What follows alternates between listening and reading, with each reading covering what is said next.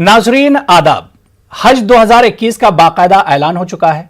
इस बार कोरोना वबा के खतरे के पेश नजर हज 2021 में कई अहम तब्दीलियां की गई हैं।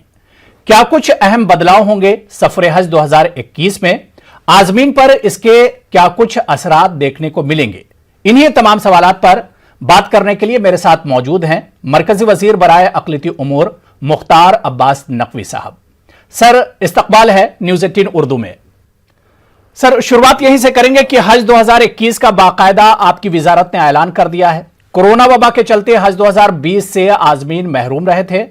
अभी जाहिर सी बात है कि कोरोना पूरे तौर से खत्म नहीं हुआ है, लेकिन सर इसका असर अभी भी एक तरह से पहले के मुकाबले में कम हुआ है। ऐसे में क्या कुछ बदलाव होंगे सफर हज 2021 में, और हज गुज़िश्ता हजों के मुकाबले में कितना मुख्तलिफ होने जा रहा है 2021 का हज? देखिए, जो पैंडेमिक पीरियड है और पैंडेमिक की पोजीशन है जी, उसको मद्देनज़र रखते हुए इस बार जो है वो हम लोगों ने कई मीटिंग्स, हाई लेवल मीटिंग की, जिसमें कि कई मिनिस्ट्रीज़ इसमें हज में इन्वॉल्व होती हैं। आप जैसे जानते हैं, चाहे वो हेल्थ मिनिस्ट्री हो, एक्सटर्नल अफेयर मिनिस्ट्री है, सिविल एविएशन मिनिस्ट्री है, और भी तमाम जो मिनिस्ट्रीज़ इसमें इन्वॉल्व रहती हैं, उन सबसे बहुत डिटेल डिस्कशन हुआ। इनिशियली जो है वो सिर्फ 3 एम्बार्केशन पॉइंट्स पर के लिए एयर इंडिया और सऊदी एयरलाइंस राज़ी हो रही थी कि इस हालात में हम सिर्फ 3 एम्बार्केशन पॉइंट यानी मुंबई, दिल्ली और कोलकाता से ही हम आज़मीन हज को इस बार ले जा पाएंगे, क्योंकि हालात बहुत बेहतर नहीं है। हम लोगों ने, हमारे ऑफिसर्स ने लगातार मीटिंगें की, कई बार उन लोगों से डिस्कस किया, और डिस्कस करने के बाद हमने जो है वो 10 एम्बार्केशन पॉइंट, जैसा कि आप जानते हैं कि लगभग 21 एम्बार्केशन पॉइंट से जो आज़मीन हज हैं वो हज पर जाते रहे हैं, तो इस बार जो है वो 10 एम्बार्केशन पॉइंट पर ये आपस में बातचीत करने के बाद तय हुआ कि हम 10 एम्बार्केशन पॉइंट से ले जाएंगे, जिसमें मुंबई भी है, दिल्ली भी है, श्रीनगर भी है, कोलकाता भी है, अहमदाबाद है, बेंगलुरु है, हैदराबाद है, कोची है। ये तमाम ऐसे एम्बार्केशन, लखनऊ है, ये तमाम एम्बार्केशन पॉइंट्स हैं जहाँ से कि इस बार जो है वो आज़मीन हज जो है वो हज पर जा पाएंगे। क्योंकि तमाम तरह के बदलाव हैं, बहुत बड़ा बदलाव है। आप दुआ करिए कि जो कोरोना की वबा है उससे पूरी दुनिया को निजात मिले और हज इस बार हो सके। क्योंकि देखिए, ये सारी चीज़ें जो है वो फाइनल सऊदी सरकार क्या गाइडलाइन जारी करती है उस पर मुनहसर करता है, उस पर डिपेंड करता है। बिल्कुल सर, लेकिन जिस तरह से आपने एम्बार्केशन पॉइंट की बात की कि एम्बार्केशन पॉइंट कम किए जा रहे हैं, क्या आपको नहीं लगता है कि एम्बार्केशन पॉइंट कम करने से आज़मीन को तकलीफ होगी? मिसाल के तौर पर आपने कहा कि 21 के जगह 10 एम्बार्केशन पॉइंट होंगे, तो ऐसे में लद्दाख और जम्मू के जो आज़मीन होंगे अब उन्हें श्रीनगर जाना पड़ेगा। इसी तरह से अगर हम बात करें तो शुमाल मशरिक की रियासतों से भी आज़मीन को गुवाहाटी आना पड़ेगा। मतलब परेशानी कहीं ना कहीं आज़मीन को होगी सर। हाँ, बिल्कुल होगी। मैं इससे आपकी बात से इत्तफाक करता हूं, लेकिन ये कोई नॉर्मल सर्कमस्टेंसेस नहीं है। अब आपको मैंने शुरू में बताया कि सिर्फ जो एयर इंडिया, सऊदी एयरलाइंस सिर्फ 3 एम्बार्केशन पॉइंट से जो है वो आज़मीन हज को ले जाने के लिए राजी हुई थी। बहुत जद्दोजहद करनी पड़ी, बहुत ही एक्सरसाइज करनी पड़ी, उनको कन्विंस करना पड़ा कि ये मेरा मुल्क बहुत बड़ा मुल्क है, और कश्मीर से लेकर कन्याकुमारी तक के जो आज़मीन हज है वो अलग अलग जगहों से जाते हैं, तो बहुत एक्सरसाइज करनी पड़ी। उसका हम आपको बता नहीं सकते। उसके बाद जाकर के 3 से वो 10 पर राजी हुए। हम तो चाहते थे कि 21 से हो, लेकिन वो पॉसिबल भी नहीं था, बहुत प्रैक्टिकल भी नहीं था वो। आप पहली चीज, इस बार कोटा कितना होगा, इस बार कितने आज़मीन हज हिंदुस्तान से जा पाएंगे, ये सारी कुछ जो है बायलैटरल एग्रीमेंट दिसंबर में होने वाला है, उससे जो है वो सारी चीजें तय होंगी। हाँ, लेकिन किराए वगैरह बढ़ेंगे, अखराजात बढ़ेंगे। बिल्कुल बिल्कुल नहीं सर, इस पर भी हम आगे बात करेंगे, क्योंकि एम्बार्केशन पॉइंट पर हम बात कर रहे हैं। अब सवाल ये उठ रहा है कि ये तमाम चीजें, क्योंकि 21 एम्बार्केशन पॉइंट है और वो भी हिंदुस्तान की आबादी या जितनी तादाद में आज़मीन जाते हैं उन्हें देखते हुए 21 एम्बार्केशन पॉइंट भी सर कम पड़ते हैं। 10 एम्बार्केशन पॉइंट हैं, लेकिन सवाल यहां पर उठ रहा है सर, ये आर्जी है, कोरोना के बाद क्या ये जो एम्बार्केशन पॉइंट हैं ये बढ़ा दिए जाएंगे, दोबारा से इनकी तादाद बढ़ेगी?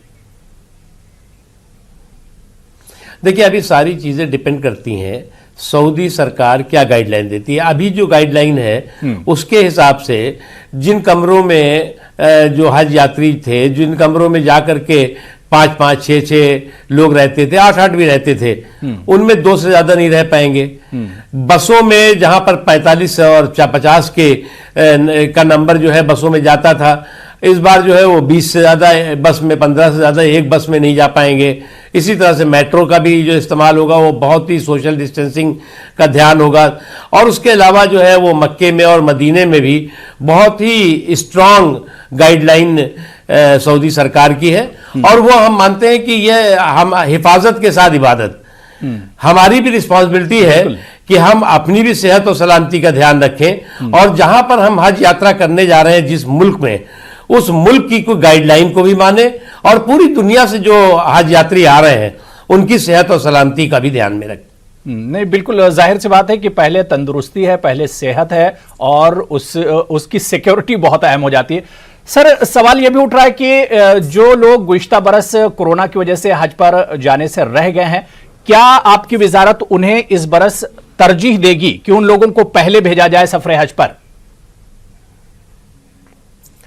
नहीं, बिल्कुल बिल्कुल, अगर प्रैक्टिकल हो सकता तो मैं बिल्कुल, मुझे खुशी होती कि जिन लोगों ने जो है वो हज 2020 में एप्लीकेशंस दी थी और वो सिलेक्ट हुए तो वो सब चले जाते। लेकिन आपको समझना होगा कि अभी कोटा क्या होगा। 2 लाख हज यात्री पहले गए थे, अब 2 लाख जा पाएंगे क्या? अगर 2 लाख नहीं जा पाएंगे तो, और हमने पिछली बार शायद 1,25,30,000 लोगों को सिलेक्ट किया था, उसमें प्राइवेट टूर ऑपरेटर्स का अलग नंबर है। तो अगर जो है वो 2 लाख या हज यात्री नहीं हमें नंबर मिलते और मान लीजिए 50,000 मिलते हैं, 60,000 मिलते हैं, 40,000 मिलते हैं, 30,000 मिलते हैं, हम तो ये एक अंदाजे की बात कर रहे हैं। तो हम उन जो हमारे पहले हज 2020 में जो सिलेक्टेड लोग हैं उनको हम किसको हम सिलेक्ट करें और किसको हम बाहर करेंगे, ये तो फिर नाइंसाफी होगी। इसलिए जो है वो इस बार जिन्होंने पिछली बार भरा था इस बार भी भरे और पैसे हमने सबके डीबीटी के जरिए जो है विदिन 1 मंथ, जैसे ही हज कैंसिल हुआ था हिंदुस्तान से वैसे ही उनको वापस हो गए हैं, तो वो भरे। और इस बार अगर ऊपर वाले ने चाहा तो जरूर उनको जो है वो सरकार मदीना बुलाएंगे। बिल्कुल नहीं, जाहिर सी बात है ये बहुत मुश्किल तो रहेगा आपके सामने, आपकी वजारत के सामने और इंतजामिया के सामने कि नए लोगों को जाना भी है और इसके अलावा जो लोग साल 2020 में नहीं जा सके हैं वो भी एक तरह से इंतजार में होंगे कि उनका नाम भी फाइनल लिस्ट में आ जाए। सर, सवाल ये उठ रहा है क्योंकि अभी वैक्सीन तो कोरोना का आया नहीं है, लेकिन जो लोग हज के लिए मुंतखब होंगे, क्या अगर वैक्सीन जब तक आ जाता है तो क्या उन्हें तरजीह दी जाएगी कि पहले उन्हें वैक्सीन पहुंचे उनके पास? हमने टेंटेटिव, हमें कितनी वैक्सीन आज़मीन हज के लिए चाहिए उसका लिख करके हमने हेल्थ मिनिस्ट्री को दे दिया है। और वो वैक्सीन, कोरोना की वैक्सीन, अब जब भी आए, अगर वो हज से पहले आ गई तो इंशाल्लाह सभी जो आज़मीन हज हैं उनको वैक्सीन का हम इंतजाम करेंगे। लेकिन अगर नहीं आई तब तक तो सभी को कोरोना टेस्ट कराना पड़ेगा, क्योंकि सऊदी अरब की गाइडलाइन है कि 72 घंटे पहले कोरोना जो है वो अगर निगेटिव होगा तभी आप सऊदी अरब की ज़मीन पर अपने पैर रख सकते हैं। तो वो तमाम चीज़ें जो उनकी गाइडलाइन है उसको हम मानेंगे, मानना भी चाहिए। बिल्कुल जाहिर सी बात है। सर, सवाल ये उठ रहा है कि बहुत सी तैयारियां की गई थी साल 2020 के सफरे हज को लेकर और तकरीबन फाइनल स्टेज पर तैयारियां थी और उसके बाद हज नहीं हुआ। सवाल ये उठ रहा है क्या सर इससे माली तौर पर भी आपकी वजारत को नुकसान हुआ या कितना बड़ा नुकसान उठाना पड़ा? देखिए, हम मानते हैं कि जान है तो जहान है, बेशक, और आखिरत और जहान तो तभी होगी जब आप जो है वो सेहतमंद होंगे। सेहत और सलामती भी आपकी ज़रूरी है। तो इसलिए जो है वो बहुत हमने तैयारियां की। वहाँ पे हमने जो है वो मतलब 2 दर्जन से ज़्यादा हॉस्पिटल मक्के और मदीने में बनाए थे। यहाँ से दवाएं जो भेजनी होती है हमारा शिप वहाँ पर दवाएं लेके भी चला गया था। और भी तमाम जो तैयारियां ज़रूरी होती हैं वो करी गई थी, लेकिन वो हमारे लिए इम्पॉर्टेंट नहीं है। हमारा इम्पॉर्टेंट ये है कि लोगों की सेहत और सलामती ज़रूरी है। और इसीलिए आपने देखा होगा कि दुनिया के तमाम मुल्कों ने हज को कैंसिल कर दिया था। पहले ही कैंसिल कर दिया था जैसे ही कोरोना का कहर शुरू हुआ। लेकिन हिंदुस्तान ने और वजीर आजम जनाब नरेंद्र मोदी साहब ने कहा कि हमें इंतजार करना चाहिए, इस संकट के समय में, इस दुख की घड़ी में हमें जो है वो सऊदी अरब की सरकार के साथ खड़ा होना चाहिए, सऊदी अरब के लोगों के साथ खड़ा होना चाहिए। और आपको याद होगा कि हमने कैंसिल नहीं किया, हमने कहा जैसा भी हालात होंगे और जैसा भी आप फैसला करेंगे हम आपके साथ खड़े हुए हैं। और हमने जो है वो सारे एप्लीकेशन, सारी तैयारियां, हज पर जाने की तैयारियां, एयर इंडिया को हमने और सऊदी अरब एयरलाइंस को हमने जो है वो एडवांस दे दिए करोड़ों रुपए, ये सब चीज हमने कर दी थी और किसी तरह की हमने कोई कोताही तैयारियों में नहीं की थी। लेकिन जब सऊदी के हज एंड उमरा मिनिस्टर का रात में मेरे पास फोन आया, उन्होंने शुक्रिया हिंदुस्तान का किया, हिंदुस्तान के लोगों का किया और हमारी वजारत का किया कि आपने बहुत ही हमें हौसला अफजाई की है, जबकि तमाम मुल्कों ने जो है वो अब भाग गए थे छोड़ के कि हम नहीं जाएंगे, लेकिन आप मजबूती से खड़े रहे कि हम आपके साथ हैं। और उन्होंने कहा लेकिन मजबूरी है, हमने तय किया है कि कोई भी बाहर का हज यात्री हज पे इस बार नहीं आएगा। हमने उसका स्वागत किया और हमने हिंदुस्तान के जो हज यात्री हैं उनको सबको बताया कि इस बार हज पे आप नहीं जा पाएंगे। बिल्कुल सर, अभी आप बात कर रहे थे हज कोटे की। अगर मेरा सवाल यह हो कि इस बार हज का कोटा कितना रहेगा, इस पर कोरोना का असर कितना पड़ने जा रहा है, या सऊदी की जो हुकूमत है उसकी तरफ से क्या कुछ इशारा मिल रहा है कि कितने आजमीन को भेजा जा सकता है?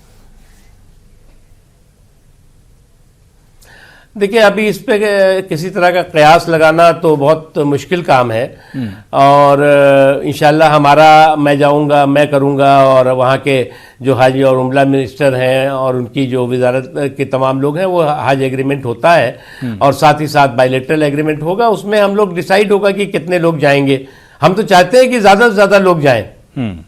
हमारी तो हमेशा ये कोशिश होती है कि हम हज का कोटा बढ़वाएं। और आपको याद होगा कि जब से ये सरकार आई है लगभग 75,000 से ज़्यादा कोटा हिंदुस्तान के आज़मीन हज का बढ़ा है। 1,25,000 से 2 लाख हो गया। तो हमारी तो कोशिश है कि ज़्यादा से ज़्यादा जाए। और इस वक्त हिंदुस्तान के हज यात्रियों का कोटा जो है वो सिर्फ इंडोनेशिया का शायद 10-12 हज़ार ज़्यादा है, वरना हिंदुस्तान का कोटा दुनिया में सबसे ज़्यादा हिंदुस्तान का हज यात्रियों का कोटा है। बिल्कुल। मुख्तार अब्बास नकवी साहब, क्या कोरोना को देखते हुए 2021 का मतलब जिसकी शुरुआत एक तरह से हुई है, इसमें हज को लेकर उम्र की भी कोई हद जो है वो मुकर्रर की जाएगी, उसकी लिमिट मुकर्रर की जाएगी? क्योंकि कहा जाता है कि इससे बुजुर्गों को सबसे ज्यादा खतरा होता है और हमें और आपको बहुत अच्छे से पता है कि हिंदुस्तान एक ऐसा मुल्क है जहां पर 50 और 60s के बाद ही लोग हज के लिए तरजीह देते हैं। जो बुजुर्ग हो जाते हैं, बुजुर्गों की तादाद ज्यादा रहती है। तो क्या इसके लिए कोई हद मुकर्रर होगी? देखिए हर मुसलमान की ये तमन्ना होती है कि वो अपनी ज़िंदगी में अगर वो एलिजिबल है और अगर वो फाइनेंशियली जो है वो मजबूत है और जा सकता है, जो कि हिदायत जिस तरह की कुरान शरीफ और हदीस में है, तो वो जाए। लेकिन उम्र की जो आपने कहा कि लिमिट, तो अभी जो प्रेजेंटली उम्र की लिमिट है वो 65 से ज़्यादा वो अलाउ नहीं कर रहे हैं। तो वो अगर लिमिट माने तो 65 से की उम्र से ज़्यादा लोग नहीं जा पाएंगे। उसके अलावा बीमारी वगैरह का भी उनको बताना पड़ेगा कि कोई सीरियस उनके बीमारी तो नहीं है जो कि वहाँ जाकर के दिक्कत और परेशानी ज़्यादा बढ़े उनको। हालांकि पहले भी ये बीमारी वगैरह के बारे में तो पहले भी डॉक्टर का जो है वो सर्टिफिकेट वगैरह लिया जाता था, लेकिन इस बार ज़रा ज़्यादा सख्ती और ज़्यादा मुस्तैदी से होगा। बिल्कुल नकवी साहब, क्योंकि हम लोग हज की बात कर रहे हैं, हज 2021 की तैयारियां शुरू हो गई हैं, लेकिन कोरोना के इस दौर में किस तरह की परेशानियां हो सकती हैं? ऑनलाइन फॉर्म भरने की एक तरह से शुरुआत हो गई है, आपकी वजारत ने शुरुआत कर दी है, लेकिन क्या कोई ऑप्शन रहेगा अगर ऑफलाइन भी फॉर्म भरे जा सकते हैं?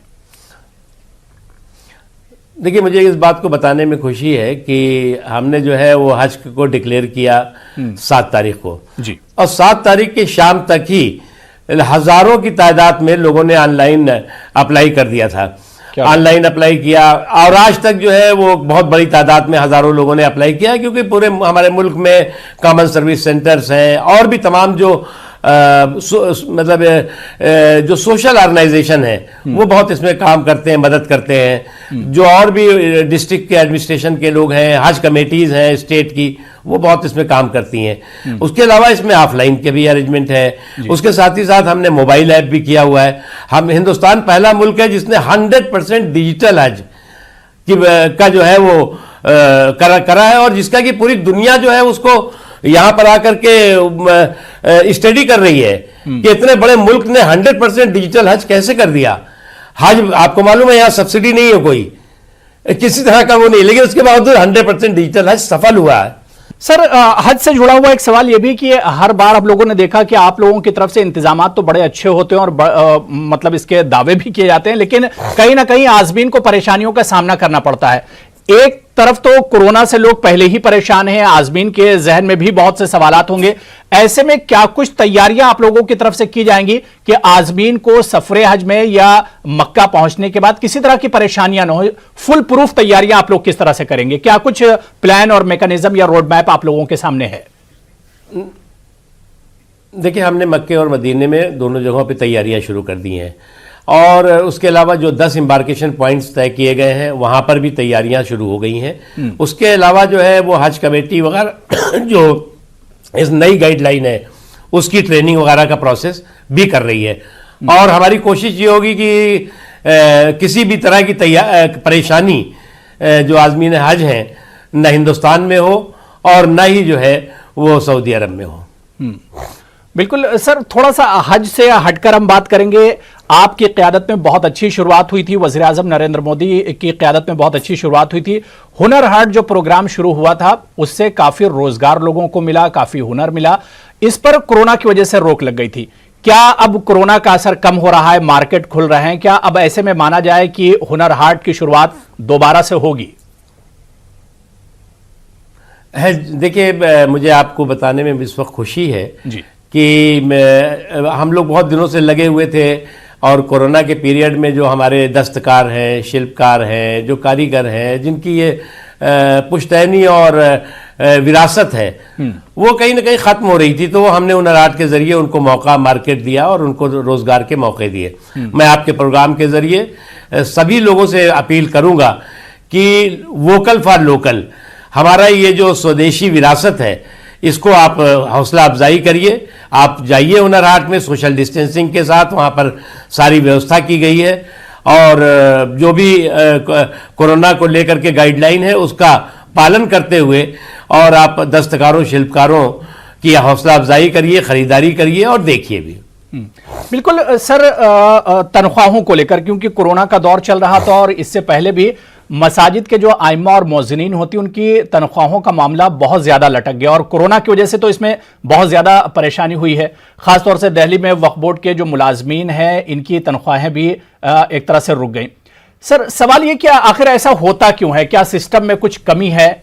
अगर है तो इसे फिर दूर क्यों नहीं किया जाता है?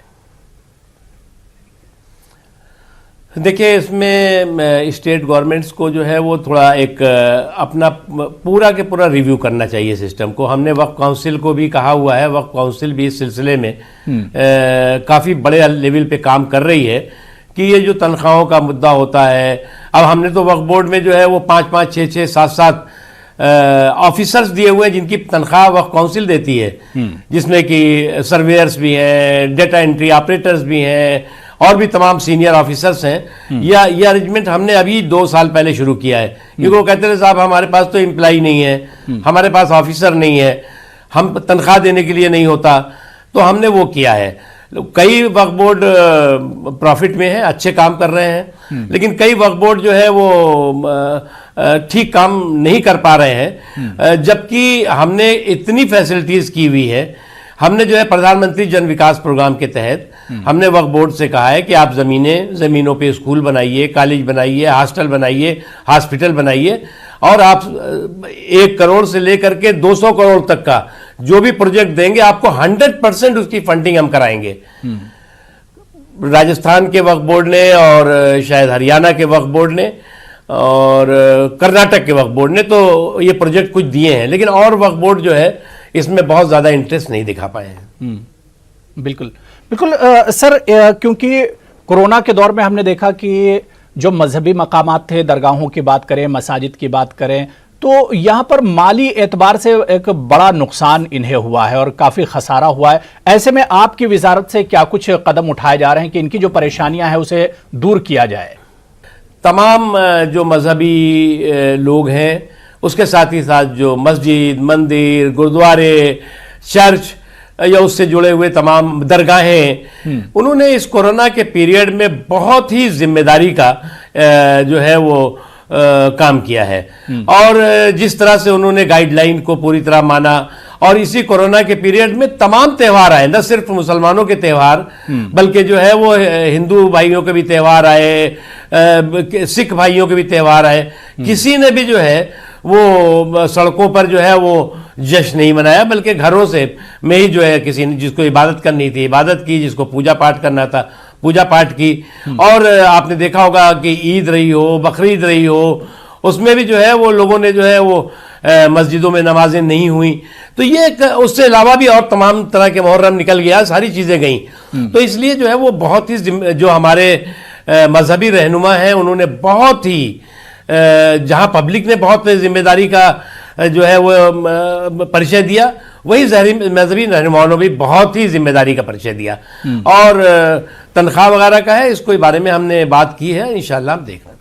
मुख्तार अब्बास नकवी साहब, मेरा एक आखिरी सवाल कि जो आजमीन 2021 में सफर हज का इरादा रखते हैं, मुकद्दस सफर पर जाने वाले हैं, क्या कुछ मशवरा आप उन्हें देना चाहेंगे? क्या कुछ कहना चाहेंगे आप? किन किन बातों का एहतियात करना जरूरी है?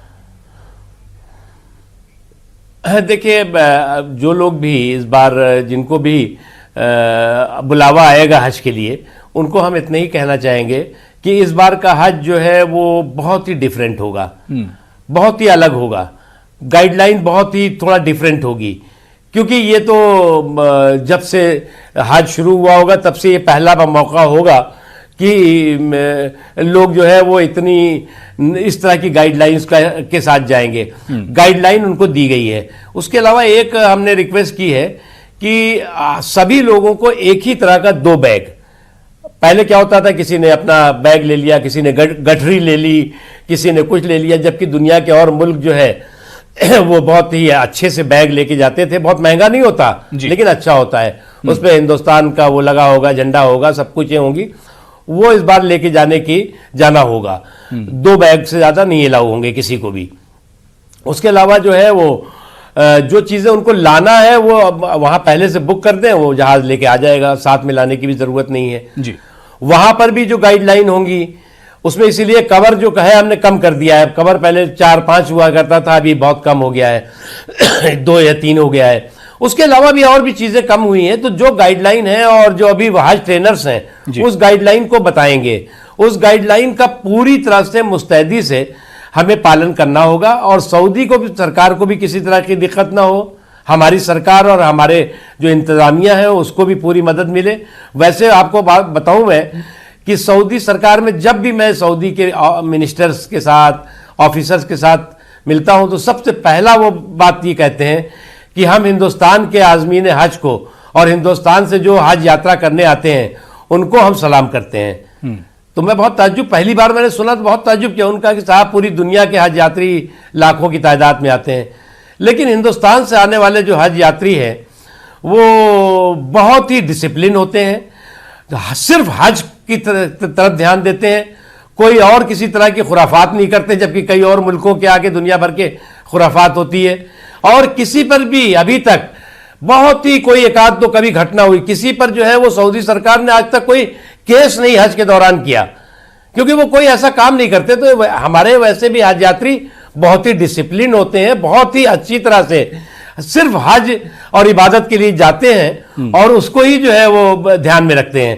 तो इंशाल्लाह इस बार जो गाइडलाइन है उसको भी पूरी तरह से वो मानेंगे, मुझे पूरा यकीन है, पूरी तरह से पुख्ता यकीन है। बिल्कुल बिल्कुल। मुख्तार अब्बास नकवी साहब, बहुत बहुत शुक्रिया न्यूज़ 18 उर्दू के साथ जुड़ने के लिए, अपना कीमती वक्त देने के लिए। हम भी यही उम्मीद करते हैं कि हज 2021 कामयाबियों के साथ एक तरह से मुकम्मल होगा। बहुत बहुत शुक्रिया सर आपका हमारे साथ जुड़ने के लिए। बहुत बहुत शुक्रिया, बहुत बहुत शुक्रिया। तो नाज़रीन, खास मुलाकात में आज फिलहाल इतना ही। अगले हफ्ते फिर किसी अहम शख्सियत के साथ मुलाकात होगी। जब तक के लिए इजाजत दीजिए, आदाब।